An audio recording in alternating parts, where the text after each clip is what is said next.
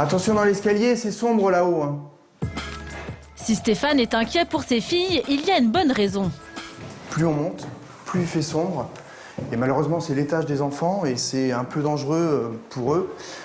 S'ils ne se tiennent pas à la rambarde, ils peuvent tomber dans l'escalier. Comme Stéphane, 21% des Français estiment que leur habitat manque de lumière naturelle. La solution la plus économique, c'est le traditionnel coup de peinture. Du blanc pour une impression de luminosité ou de la couleur vive pour une touche de gaieté. Mais Stéphane a finalement opté pour un système plus radical et aussi plus efficace, installer un conduit de lumière. La transformation est presque terminée. Ça permet de pouvoir capter un maximum de lumière pour pouvoir en rendre un maximum, ce qui donne à peu près une lumière de 60 watts pendant toute la journée en plein jour.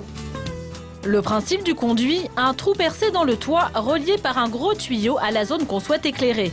La lumière arrive ensuite directement de l'extérieur par ce hublot. Donc la dernière pièce, le hublot.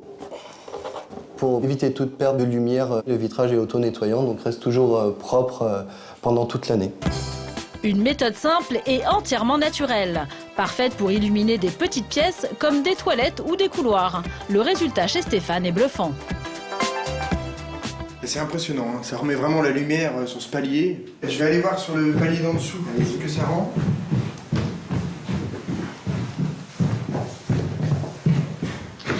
Normalement c'est parfait, il y a un éclairage excellent.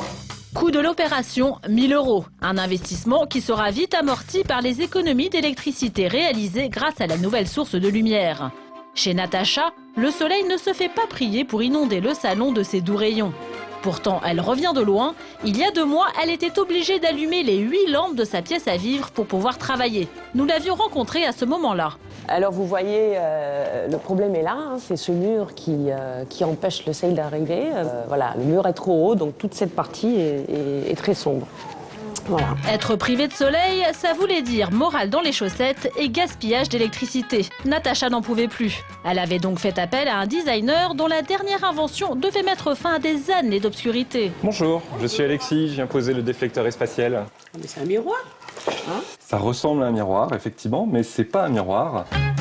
Ce miroir qui n'en est pas un possède une incroyable vertu. Il peut amplifier de 30% le pouvoir d'ensoleillement.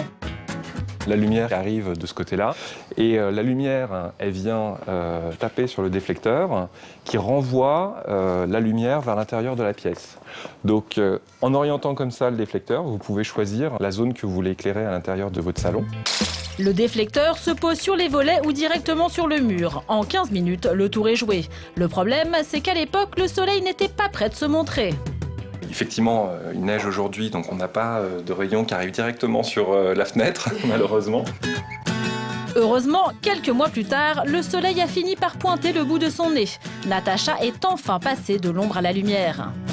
Enfin, le soleil est là, donc j'ai enfin mon rayon de soleil grâce au déflecteur. Donc, voilà. On peut le bouger, le diriger et enfin j'ai de la lumière dans mon salon.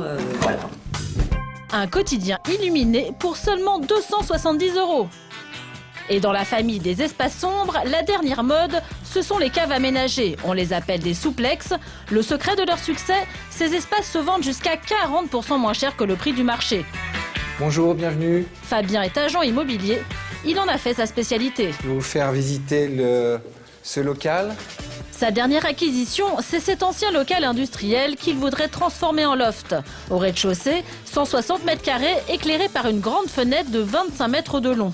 Jusque-là, rien d'exceptionnel, mais Fabien nous fait découvrir un sous-sol de 140 mètres carrés. Le problème, c'est qu'ici, il n'y a pas l'ombre d'une fenêtre. La solution de Fabien, utiliser la fenêtre du rez-de-chaussée pour éclairer l'espace aveugle. À 4 endroits, on a ces grands carrés qui, eux, sont sur une structure acier et juste du plancher posé sur le dessus. Donc il suffit d'enlever le plancher pour pouvoir poser n'importe quelle surface que l'on veut en transparence.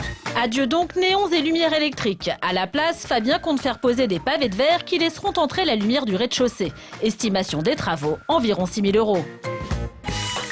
Des travaux que Vincent a lui-même entrepris il y a 10 ans pour aménager son loft de 280 mètres carrés. Aujourd'hui, l'endroit est baigné de lumière, mais à l'époque, son sous-sol était totalement plongé dans le noir. Donc on a percé 5 trous d'1,20 m de côté chacun pour installer ces dalles de verre. Des dalles de verre qui permettent à la lumière naturelle amenée par la verrière du rez-de-chaussée d'éclairer le sous-sol. Résultat, la cave obscure s'est transformée en étage à part entière avec une chambre et un bureau vraiment lumineux. Je dirais presque que c'est davantage lumineux que la plupart des appartements classiques que je rencontre. Conclusion, aujourd'hui, plus d'excuses pour se complaire dans la noirceur des ténèbres de vos intérieurs. Comme Stéphane, Natacha et Vincent, vous trouverez forcément une solution adaptée pour être enfin dans la lumière.